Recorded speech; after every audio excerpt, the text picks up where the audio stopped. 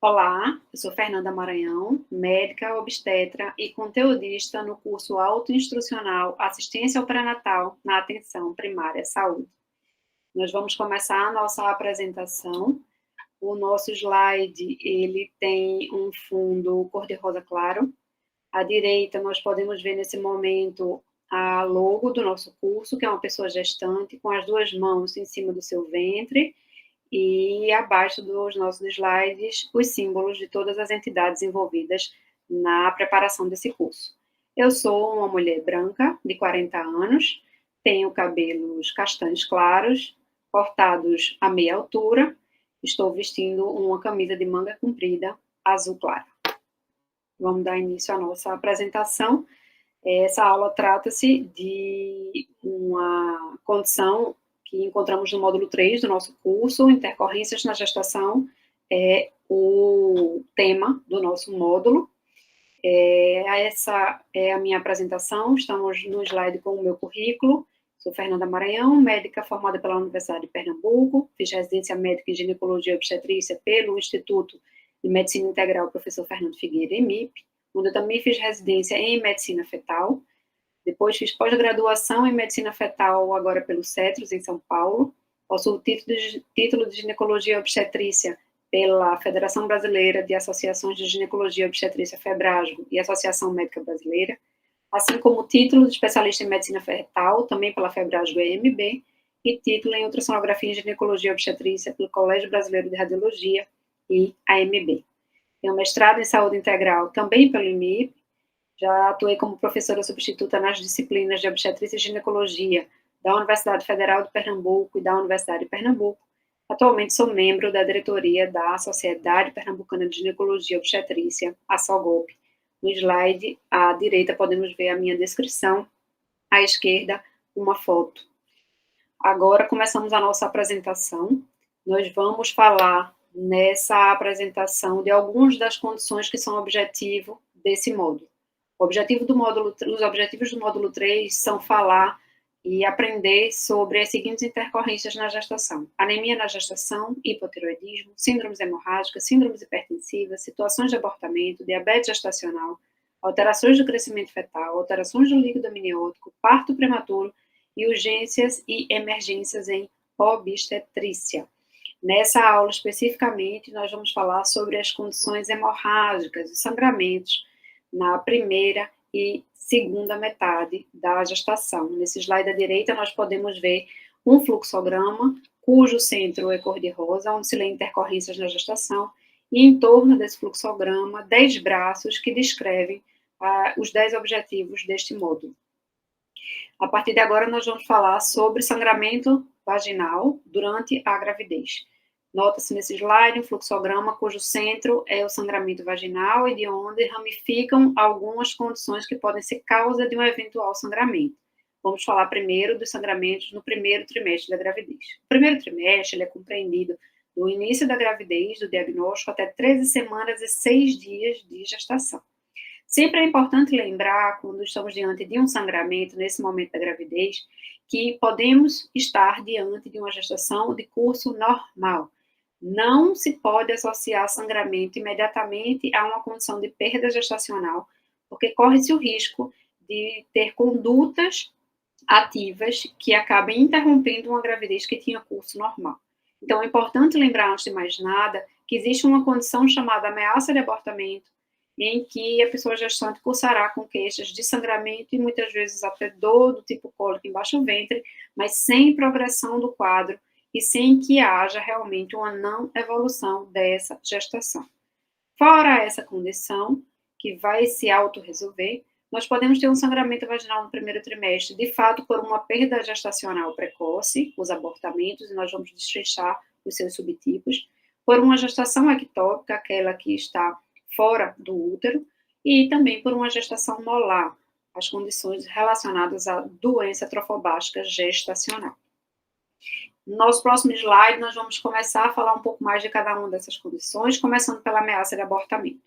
Então, é muito comum, nas condições de ameaça de abortamento, que o paciente acabe realizando uma ultrassonografia complementar para ver qual o status da evolução da gravidez. que se dedicaram com um diagnóstico chamado hematoma subcoriônico, clinicamente bem conhecido como área de descolamento ovular. Bem, por definição, na ultrassonografia é o achado de uma coleção hemática localizada entre a decídua e o coro do material ovular. É um sangramento, uma pequena hemorragia contida, que acontece nesta topografia da formação do saco gestacional e que não é ameaçadora à vida.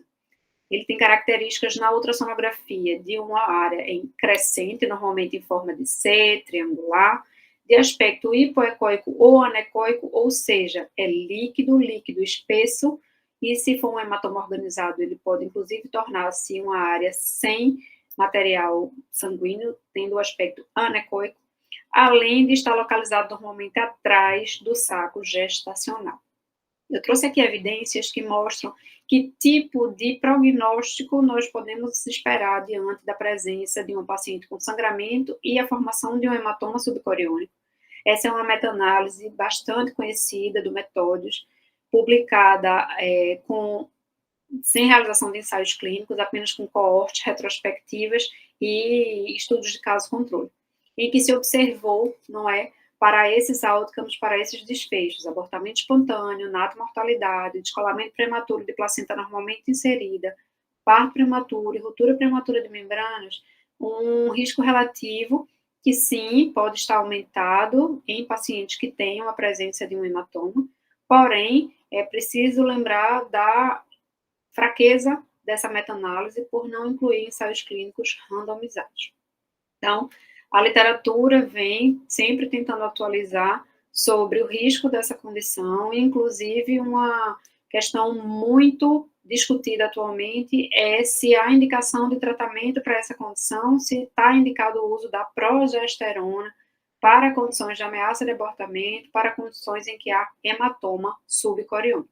Aqui são publicações da Cochrane reunidas, então print de tela de 3 diferentes publicações da Cochrane a esse respeito, tanto para a ameaça de abortamento como para a presença, né, do hematoma, e nenhuma das 3 conclui que realmente a progesterona tenha um bom impacto na melhora do prognóstico nas gestações em que acontece o hematoma. Recentemente, inclusive, como podemos ver aqui nesse slide, foi publicado um ensaio clínico randomizado duplo cego, em que foi colocado um pessário de progesterona vaginal contendo 400 miligramas de progesterona em pacientes, tá, que tinham aí história de abortamento prévio. Então, é um estudo australiano, em que foram randomizadas 139 pessoas para o grupo da intervenção, que seria usar o pessário, e 139 para o placebo.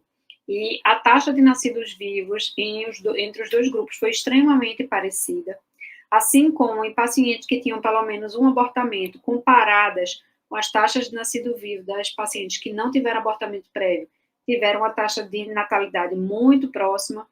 Nenhum efeito significativo foi observado da progesterona em mulheres com 2 ou mais abortos anteriores, e as taxas de parto prematuro também foram muito similares nos dois grupos, 12% e 9%, respectivamente.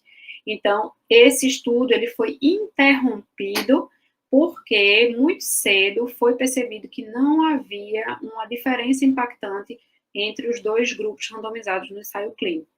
Não foram encontradas evidências que sustentem o efeito do tratamento com progesterona vaginal em mulheres com ameaça de aborto espontâneo.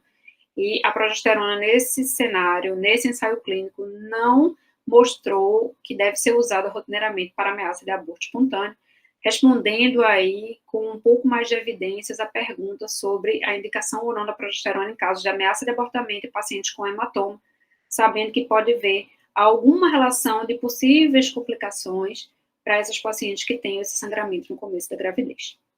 Na ameaça de abortamento, então, o manejo deve tratar de orientações em caso de aumento do sangramento, aumento da dor, procurar novamente serviço de saúde e o uso de antiespasmódicos, aos quais a paciente já esteja habituada, que não tenha alergia, para manejar o incômodo, a dor, que costuma ser leve e autolimitada. Quando a gente passa a falar, no entanto, do abortamento, que por definição é a expulsão de feto, cujo o peso confirmado após o nascimento esteja menor do que 500 gramas, ou em gestação que tenha pelo menos 20 semanas de idade gestacional. Então, se há uma perda dessa gestação nesse contexto, aí sim é considerado um abortamento. As características podem variar de acordo com os seus subtipos, então pode haver sangramento ou não, a depender do subtipo. Pode haver dor embaixo do ventre, dor tipo cólica ou não. E os subtipos precisam ser bem, né, definidos para que uma conduta ideal seja estabelecida. Então, nós podemos ver aqui nesse slide uma tabela que tem 6 colunas, 7 colunas e algumas linhas que falam do espectro de possibilidades, dos subtipos de abortamento e as suas características clínicas, falando qual a diferenciação entre uma condição e outra. Nós começamos com a ameaça de abortamento, que já inclusive discutimos, em que o sangramento costuma ser discreto, a dor também costuma ser discreta ou até ausente, o paciente não tem febre, não vai ter alterações no exame especular, o colo do útero ao toque estará fechado e, se for realizada uma ultrassonografia, não serão encontradas alterações. Existe também o aborto inevitável, que é aquele em que o sangramento usualmente estará abundante, presente, paciente com cólicas mais fortes, normalmente não haverá febre, e existe o exame especular, sangramento através do orifício cervical externo do colo do útero, que ao toque vaginal poderá estar entreaberto e, se for realizada uma ultrassonografia, normalmente esse saco gestacional estará irregular, com implantação baixa, mostrando realmente a sua inviabilidade. Quando tratamos da próxima coluna, o abortamento completo, o sangramento ele vai ser discreto ou ausente. Na verdade, depois de ter um sangramento, essa paciente costuma cursar com resolução espontânea, por isso deixa de sangrar. A dor vai ter acontecido, mas também estará ausente após o episódio de expulsão. Essa paciente não costuma cursar com febre. No exame especular, no máximo é visto um sangue coletado em fundo de saco vaginal. Ao toque, esse colo do útero estará fechado, indolor, e se for realizada uma ultrassonografia, não é visualizado o saco gestacional e material ovular no interior da cavidade endometrial. O abortamento incompleto, que é a nossa próxima coluna, ele vai ter uma paciente com sangramento que não para, é progressivo, que está com queixa de cólica e dor embaixo do ventre, e que também, como nos outros casos, não costuma cursar com febre. Essa paciente, ao exame especular, vai ter saída ativa de sangue pelo orifício cervical do colo e ao toque vaginal terá um colo que estará entreaberto, sugerindo a presença de material ainda em seu interior. A ultrassonografia, caso realizada, vai mostrar a presença de restos ovulares no interior do útero. O abortamento do tipo infectado vai ter um quadro que pode variar, mas normalmente tem sim o sangramento, e a queixa mais significativa é a dor. Esse sangramento, essa secreção, inclusive ao exame especular, pode mostrar um caráter de odor, ela pode se apresentar sero-sanguinolenta ou puro-sanguinolenta, e a paciente usualmente vai ter sinais de sepse, febre, taquicardia associados. Quando é feito o toque vaginal, usualmente esse colo está amolecido, entreaberto, e a dor, a mobilização do colo, do útero, paramétros, a ultrassonografia, podendo mostrar restos ovulares, inclusive a formação de abscessos, abscessos pélvicos, que são a complicação e progressão do abortamento infectado. Por fim, temos a definição de abortamento retido, que é aquele em que a paciente não tem sintomas. Então, não há sangramento, não costuma haver dor embaixo do ventre, não há febre, se for realizado exame especular ou toque vaginal, não há alterações. No entanto, ao realizar uma ultrassonografia, essa paciente vai ter critérios conhecidos como de não evolução da gestação, critérios de não viabilidade, como veremos em slides a seguir. Então, essa tabela que eu trago agora é uma tabela de uma publicação do American College of Obstetrics and Gynecology, SUECOG, e que, na verdade, é uma tabela que foi feita a várias mãos por várias entidades relacionadas ao diagnóstico ultrassonográfico na gravidez e que traz para a gente quais são os critérios ultrassonográficos definitivos de uma gestação não evolutiva. Então, na tabela na coluna da esquerda, nós podemos ver que temos achados clássicos, típicos de não evolução, que são a presença de um embrião cujo comprimento cabeça-nádega for maior ou igual a 7 milímetros, na ausência de vitalidade embrionária, ou seja, sem batimentos cardíacos. Se nós temos um diâmetro médio de saco gestacional, o saco gestacional ele é medido em 3 planos, essas medidas são somadas e divididas por 3 e encontramos então o seu diâmetro médio. Se nós temos um saco gestacional cujo diâmetro médio é maior do que 25 milímetros, maior ou igual, sem conteúdo, sem a presença da vesícula vitelínica ou polo embrionária, então nós estamos diante de um diagnóstico de certeza de gestação não evolutiva. Se nós fizermos uma ultrassonografia e reavaliarmos após 2 semanas e continuarmos sem embrião, caso no anterior ele não estivesse presente, apenas o saco gestacional, sem embrião, sem vesícula, 2 semanas depois continuar com os mesmos achados, também é diagnóstico de confirmação. Ou se nós fizermos uma ultrassonografia inicial que tem embrião, mas que ainda não tem coração batendo, e for feita nova ultrassonografia a partir de 11 dias e o critério for o mesmo, então nós temos mais uma vez o diagnóstico de certeza ultrassonográfico de gestação não evolutiva. À direita, nós podemos ver alguns outros itens que são critérios chamados de provável não evolução, mas que a sua presença isoladamente não permite o diagnóstico de gestação não evolutiva ou abortamento retido, como também é conhecida. Então, existem vários critérios, como, por exemplo, o embrião que tem menos de 7 milímetros e o coração ainda não está batendo. Bem, pode ser porque o embrião ainda não chegou à idade gestacional em que se espera batimento, então é necessário uma nova avaliação ultrassonográfica. Um outro exemplo, temos uma vesícula vitelínica que tem mais de 6 milímetros, ela é considerada uma vesícula vitelínica hidrópica, isso pode ser sinal de edema precoce, mas não é um critério definitivo maior de não evolução da gestação. O índice de saco gestacional é um índice ultrassonográfico em que subtrai-se o tamanho do embrião em milímetros do diâmetro médio do saco gestacional, e o ideal é que essa relação esteja acima de 5.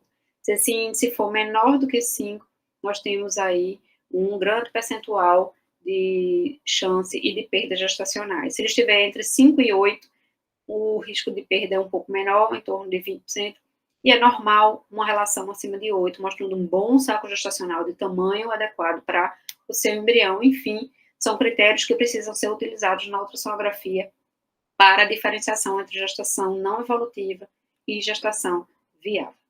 Vamos abordar também um pouco aqui o abortamento infectado especificamente pela grande mortalidade associada a essa condição. Então, como eu já falei, o achado clínico no exame físico é de secreção uterina serossanguinolenta, que tem odor fétido, a paciente cursando com dor, tipo cólica normalmente, com sinais sistêmicos do tipo febre, taquicardia e taquidispneia. Os quadros de sepse franca e choque séptico também podem ser encontrados, então, o paciente já chegar num estágio avançado dessa infecção. Ao toque vaginal, o colo encontra-se amolecido, pérvio, com presença, de dor à mobilização uterina. Os exames complementares podem ser úteis e o leucograma normalmente virá infeccioso e, se for realizada ultrassonografia, pode ser visto o abscesso, tubo ovariano, já complicando esse quadro de abortamento. O manejo necessariamente é de admissão intra-hospitalar com reanimação volêmica, início de antibiótico-terapia de largo espectro, que pegue bactérias aí da flora vaginal. É necessário fazer a remoção do foco infeccioso, então pode ser tentada uma curetagem uterina imediata para a retirada da camada endometrial que está infectada, mas se não for possível conter a infecção dessa forma, pode ser inclusive considerada uma histerectomia para a retirada total do foco infeccioso, para que a antibiótico-terapia, de fato, possa ser efetiva.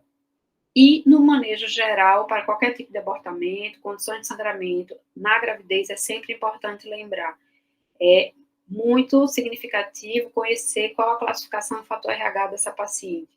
Se a pessoa gestante tem um fator RH negativo, ou seja, não contém a proteína RH na superfície das suas células, e tiver gestando um feto com RH positivo, ou seja, contendo a proteína RH na superfície das suas hemácias, o sistema imunológico da pessoa que gesta pode fazer uma produção de autoanticorpos contra as células que têm o RH positivo, no caso as células fetais, configurando então a incompatibilidade conhecida como materno-fetal do tipo RH, em que há produção de autoanticorpos e que esses autoanticorpos podem induzir anemia no concepto, principalmente nas gestações subsequentes, assim como tornar a pessoa, não é, com reação a sangues não RH negativo e, eventualmente, no futuro, diante de uma exposição a um tipo de sangue diferente, a uma transfusão de hemo concentrado com RH positivo, a paciente fazer uma reação de autodestruição e hemólise importante. Então, é importante fazer a profilaxia desses casos. Paciente cujo RH negativo, é importante conhecer o seu cumbis indireto, que fala para a gente se há produção ou não desses autoanticorpos, e se o cumbis indireto for negativo, ou seja, o paciente não fez seroconversão, é preciso fazer a imunoglobulina, normalmente até 72 horas depois do evento, e em baixas doses, no caso do abortamento, a imunoglobulina de 50 microgramas. Eu trago nessa oportunidade também uma cartilha muito interessante que fala sobre a gravidez indesejada na atenção primária à saúde, que é uma recomendação para a equipe de saúde, a equipe da atenção primária, como manejar os casos em que a gestação não é desejada.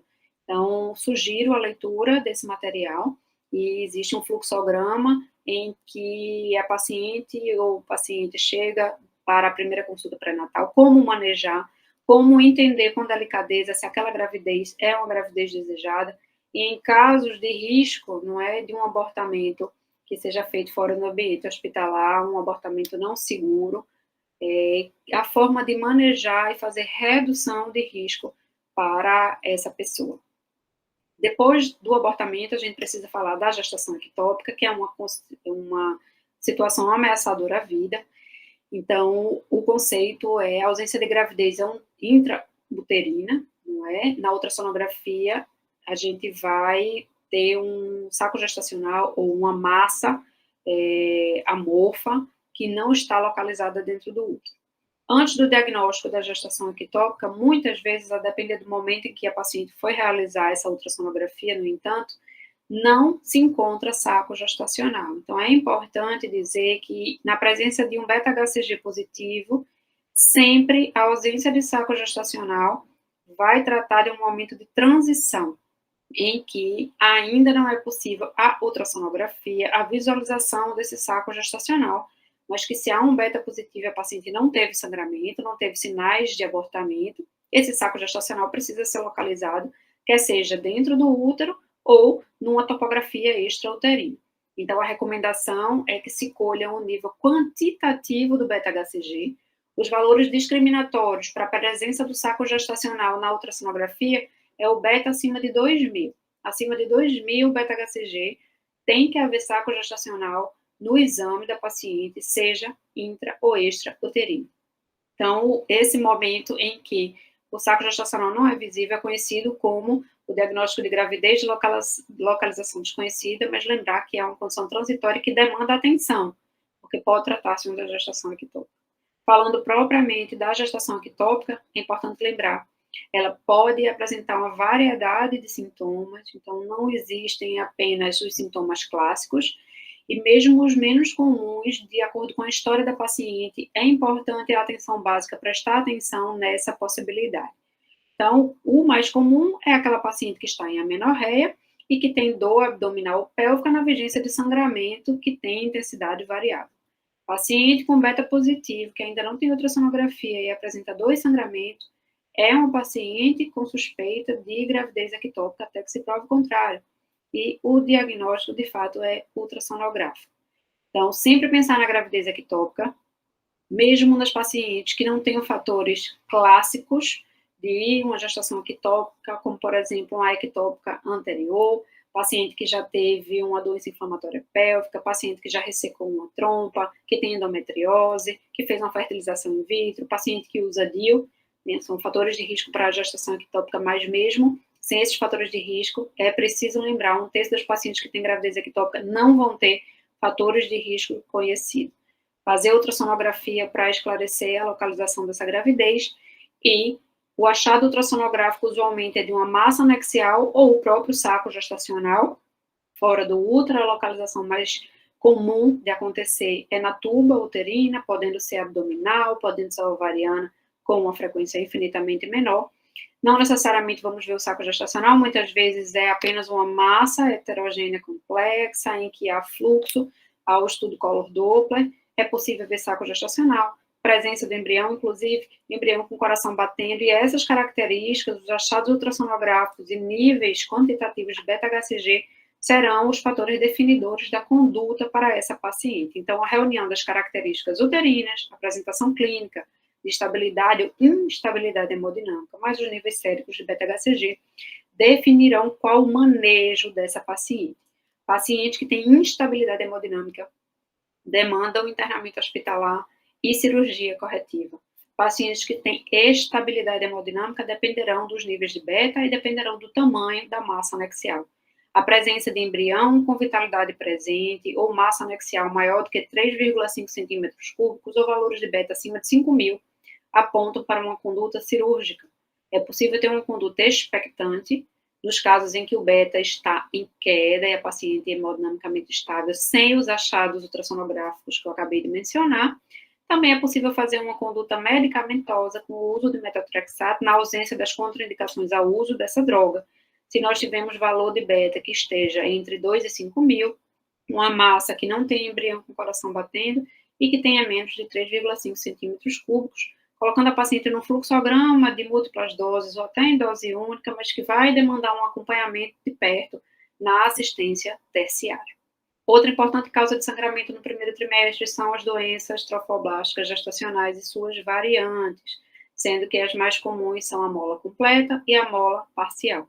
Vão acontecer por um erro genético, seja porque um óvulo anucleado foi fecundado por 2 espermatozoides. Então, é o que acontece, por exemplo, na mola completa. Então, nós não temos informação genética dentro desse óvulo, é o que é conhecido como ovo cego, e 2 espermatozoides vão compor os 46 cromossomos aí desse indivíduo.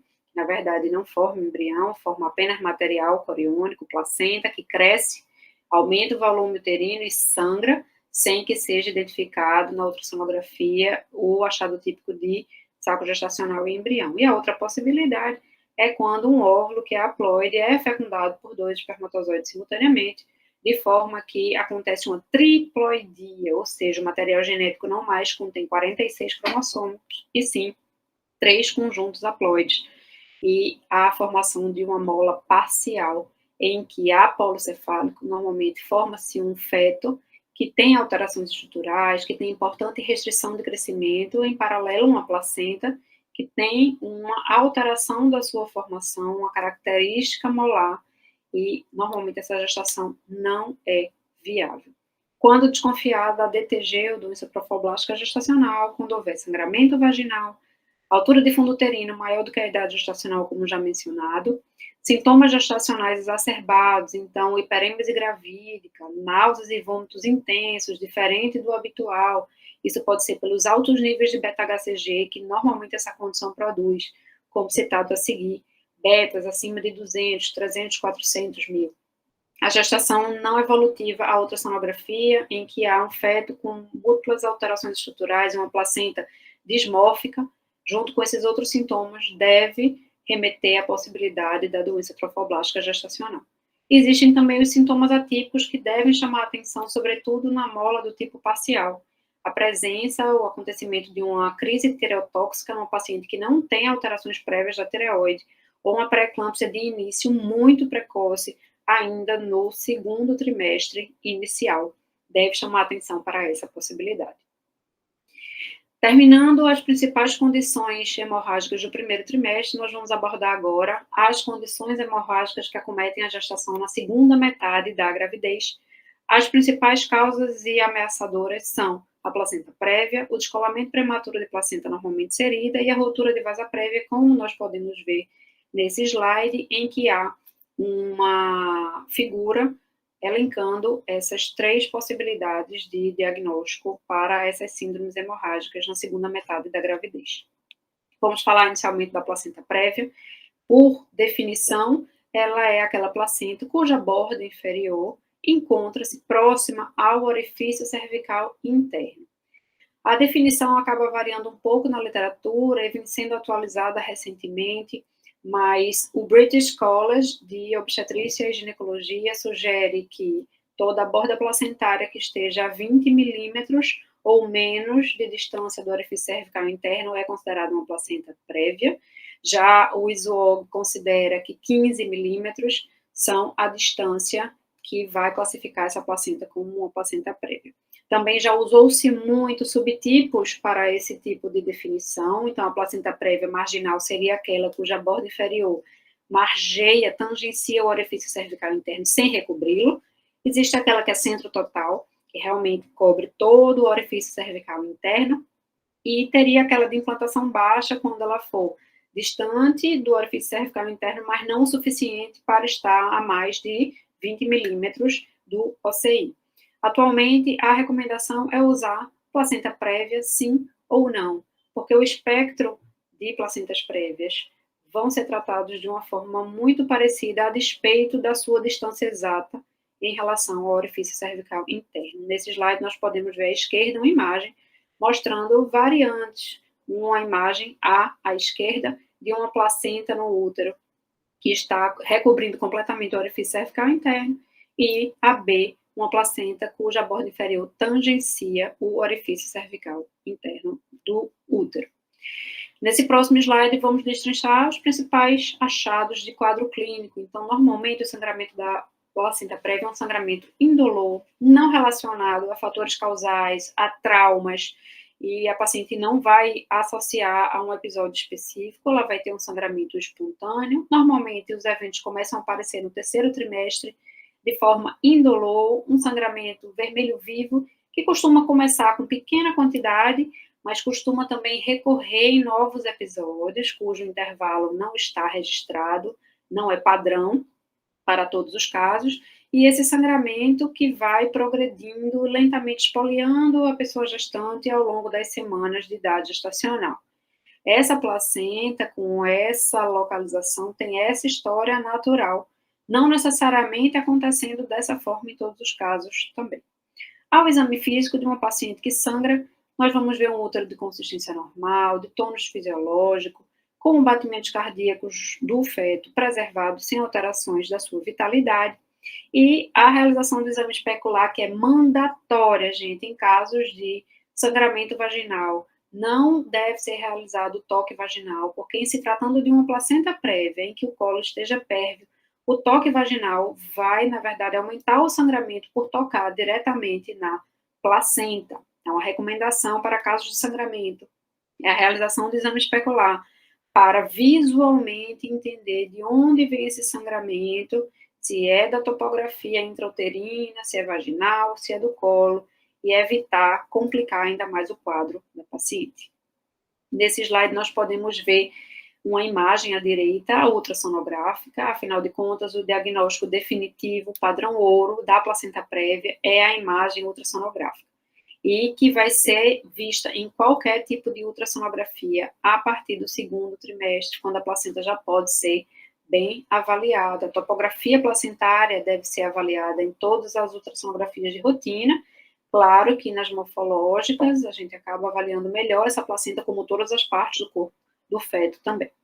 Então, deve-se desconfiar da presença da placenta prévia, primeiro, através da anamnese, pacientes que tenham fatores de risco clássico, pacientes que já tiveram placenta prévia anterior, pacientes que têm história de cirurgia prévia, a cesariana é a mais comum, mas miomectomias, história de perfuração uterina, também são fatores de risco. A paciente que é tabagista, além disso, a própria história e os achados clínicos que nós acabamos de discutir, com sangramento insidioso, repetitivo, sobretudo no terceiro trimestre, e na confirmação ultrassonográfica, a imagem à direita, como eu falei, é uma imagem ultrassonográfica em que se vê o colo uterino recoberto por uma placenta que obstrui todo o orifício cervical interno. O manejo da placenta prévia vai depender da estabilidade clínica dessa paciente. Então, se é uma paciente que vem tendo episódios de sangramento, é interessante que seja programada a idade gestacional para a interrupção dessa gestação. Que essa paciente, inclusive, antes disso, seja admitida em centro terciário, em ambiente hospitalar, que seja reservado hemoconcentrado para essa paciente, então precisa ser um ambiente hospitalar que contenha um banco de sangue e que faça-se o corticoide para prevenir a imaturidade pulmonar fetal antes da interrupção dessa gravidez. Então, pode, se for uma paciente estável, que não vem tendo sangramento, se segurar essa interrupção para o termo, ao completar 37 semanas, mas realmente, se é um sangramento recorrente, ameaçador, ou na presença de uma hemorragia grave, deve ser feita a interrupção imediata dessa gestação. Nesse slide, nós passamos a ver uma complicação comum nas placentas prévias, que chama-se uma condição acretismo placentário. O acretismo placentário é caracterizado por invasão desse trofoblasto para além do miométrio. Então, existe a infiltração fisiológica da placenta, a placentação profunda, que é fundamental para uma formação adequada da gravidez, em que a placenta invade a decídua, invade o miométrio, e forma fístulas com os vasos uterinos. No entanto, existem placentas que ultrapassam esse miométrio e que acabam se tornando infiltrativas nesse miométrio, podendo, inclusive, ultrapassar os limites da serose uterina e acometer e se implantar em órgãos próximos ao útero, como, por exemplo, a bexiga e alças intestinais. Então, o acretismo placentário é um espectro de possibilidades nesse sentido, existem subtipos. Nesse slide, nós podemos ver à direita duas imagens compatíveis com a placenta prévia no primeiro plano, e o segundo plano é uma imagem de Doppler colorida mostrando uma placenta que está sobre o colo do útero, que perdeu a diferenciação, como se diz na ultrassonografia, a sonolucência retroplacentária. Os limites da decídua já não estão mais bem definidos, porque ela está invadindo o colo do útero, e o color Doppler ajuda, auxilia e faz o diagnóstico por imagem a perceber que está havendo invasão dessa placenta em cima desse colo uterino. Então, a placenta prévia com acretismo, ela pode ser classificada em placenta acreta, aquela que invade o miométrio profundamente, mas não ultrapassa. A increta, em que as velocidades invadem completamente esse miométrio até a outra face, camada desse útero, que é a serosa. E a percreta é aquela que chega até a serosa, inclusive a ultrapassa, podendo acometer órgãos abdominais. O diagnóstico é eminentemente ultrassonográfico, então existem achados clássicos na ultrassonografia, o aspecto conhecido como sinal do queijo suíço, em que essa placenta tem muitos lagos placentários distribuídos na sua superfície mais do que o habitual, porque lagos são normais, e dá esse aspecto parecendo um queijo cheio de furos. A perda da zona de sonolucência retroplacentária, que é o que vimos na imagem anterior, que é o borramento da zona de implantação placentária, e que não é possível fazer a distinção entre a placenta e o miométrio, e a hipervascularização da serosa, com vasos penetrando e invadindo a serosa uterina, que não é comum numa placentação normal. À direita, nesse slide, nós podemos ver uma imagem que representa os vários estágios de implantação placentária, estágio normal, uma placenta acreta, uma increta e uma percreta. A placenta prévia com acretismo deve ser manejada ainda com mais cuidado, porque ela tende a não se soltar do útero no momento da sua dequitação. Então, é um quadro de sangramento e de hemorragia pós-parto após o nascimento, porque ela fica retida nesse útero que perde a sua capacidade de trombo e miotamponagem, entrando em atonia, entrando em sangramento, que se não for revertido corretamente, pode levar a paciente a um óbito. Então, o manejo sobretudo, discutir depois do diagnóstico o momento ideal para essa interrupção. A literatura não diz qual a melhor idade gestacional, mas pede que, de acordo com cada caso, seja individualizado, preferencialmente chegando próximo ao termo, mas precisa ser um parto planejado, com equipe multidisciplinar, em serviço terciário, com equipe que tem a capacidade também para fazer abordagem cirúrgica de outros órgãos da pelve, como, por exemplo, o urologista. E é importante ter banco de sangue no ambiente hospitalar, porque pode ser necessária a hemotransfusão. É muito importante a conversa com a pessoa gestante, com familiares, dos riscos iminentes nesse nascimento, que existe a possibilidade de, na tentativa de conter uma hemorragia pós-parto, ser realizada, inclusive, uma esterectomia.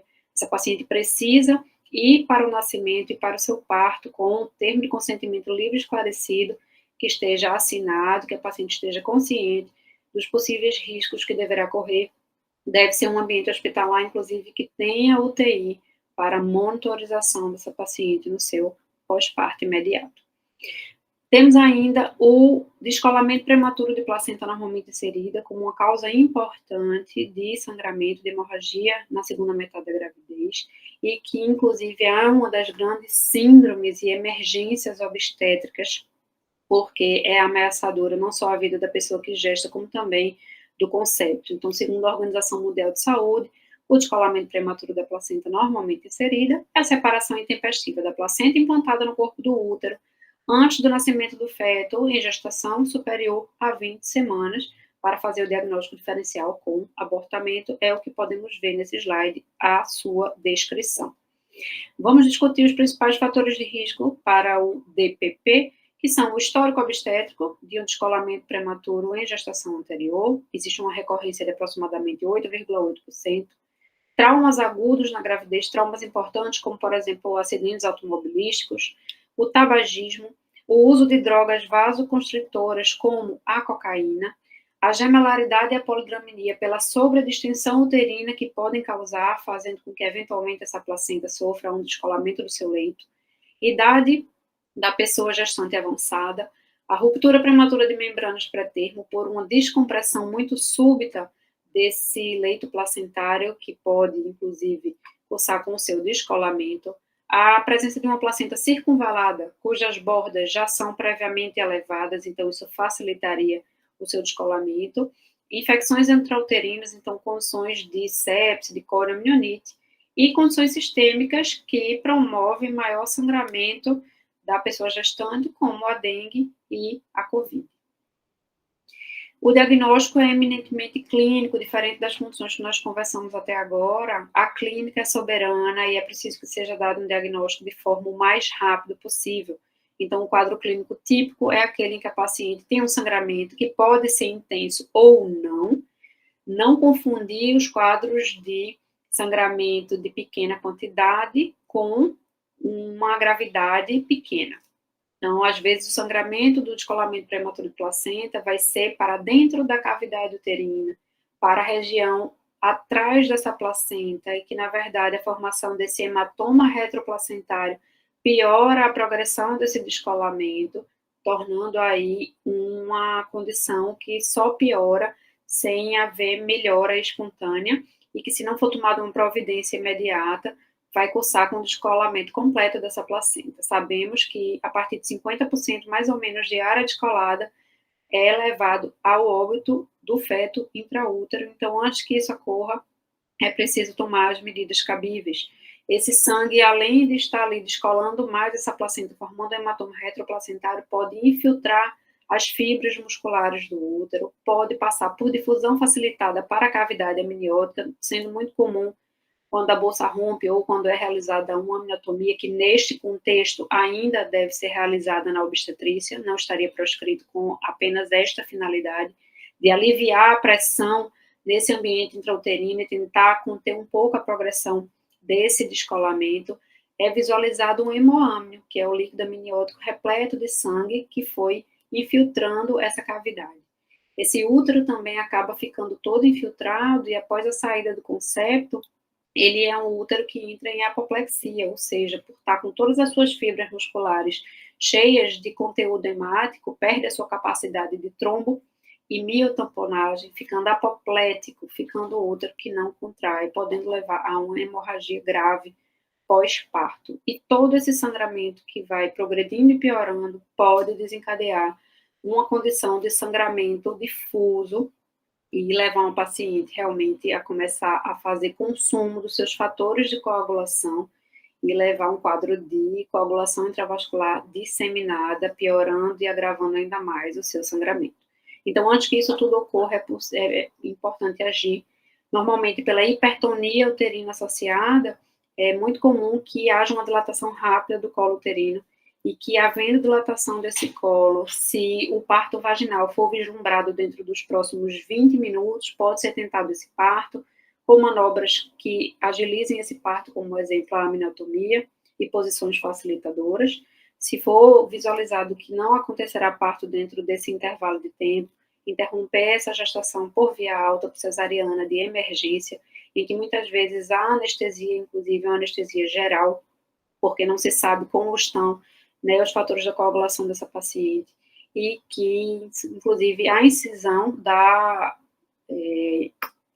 uterina pode ser feita no corpo uterino, ao invés do segmento, para que seja uma extração mais rápida, para salvar a vida desse concepto. Então, antes disso tudo, inclusive, é importante avaliar como está a vitalidade do concepto. É extremamente comum que a ausculta esteja alterada também e que seja necessário fazer essa interrupção com a maior brevidade possível. Então, o manejo é parto imediato, como eu falei, vislumbrar a possibilidade de um parto vaginal dentro dos próximos 20 minutos, realizar a amniotomia com segurança, a cesariana de urgência, enquanto tudo isso está sendo organizado, coletar sangue para classificar a paciente, conhecer seu RH e estudar os fatores da coagulação, entender se já há uma coagulopatia instalada, reposição volêmica e hemotransfusão, não só de componentes de hemoconcentrados, mas também de plasma, de plaquetas, muitas vezes, e é importante fazer medidas de contenção pós-parto dessa hemorragia. Muitas vezes esse útero apoplético precisa ser retirado, é necessário fazer uma esterectomia e essa paciente precisa de monitorização em UTI após o parto para fazer avaliação de sangramento depois de terminada a cirurgia. É sempre importante avaliar a concomitância da pré-eclâmpsia, que é a principal causa de descolamento prematuro de placenta. Muitas vezes a paciente vai chegar com quadro clínico de hipotensão e choque hipovolêmico, e por isso não vai ser dado imediatamente o diagnóstico da pré-eclâmpsia, mas é extremamente importante que, uma vez controlada a situação hemodinâmica da paciente, busque esses sinais de pré-eclâmpsia para tomar as medidas cabíveis para essa condição específica.